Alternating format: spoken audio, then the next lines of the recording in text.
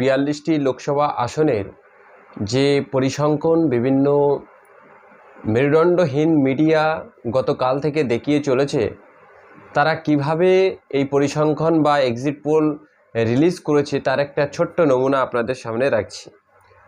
ধরে নেন যাদবপুর লোকসভা কেন্দ্র এবছর নির্বাচন কমিশন যে সমস্ত তথ্যগুলি প্রকাশ করেছে সেখানে দেখা যাচ্ছে যে 20 লক্ষর কাছাকাছি ভোটার আছে এবং এই ভোটারের মধ্যে 78% হিন্দু ধর্মাবলম্বী মানুষ এবং 21% মুসলিম ধর্মাবলম্বী মানুষ এবং 1 থেকে 1.5% মতো অন্যান্য জাতির মানুষ বসবাস করে।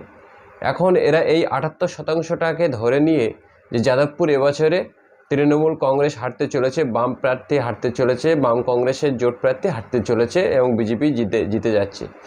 আদতে ওরা বোঝাতে চাইছে যে 78% যে হিন্দু ভোটার আছে তারা সবাই বিজেপিতে ভোট দিয়েছে এবং বিজেপি এই আসনটি জিততে চলেছে। এমন একটি অযৌক্তিক এবং অবৈজ্ঞানিক এবং কল্পনার বাইরে গিয়ে তারা ওই ভগবানের রূপ হিসেবে যেমন ওরা দেখাতে চাইছে ভারতবর্ষের প্রধানমন্ত্রী, ঠিক সেই রকমভাবেই এরা এক্সিট পোলকেও প্রকাশ করতে চাইছে। অতএব যে সমস্ত বিভিন্ন রাজনৈতিক দলের কর্মীরা ভেঙে পড়ছেন, আপনারা না ভেঙে পড়ে তাদের এক্সিট পোলের ক্রোনোলজিকে ভাবার চেষ্টা করুন। তারা ক্রোনোলজি যেমনভাবে দিচ্ছে আপনারা সেই ক্রোনোলজি গ্রহণ করবেন না, তবেই আপনার মানসিক শক্তি বৃদ্ধি পাবে।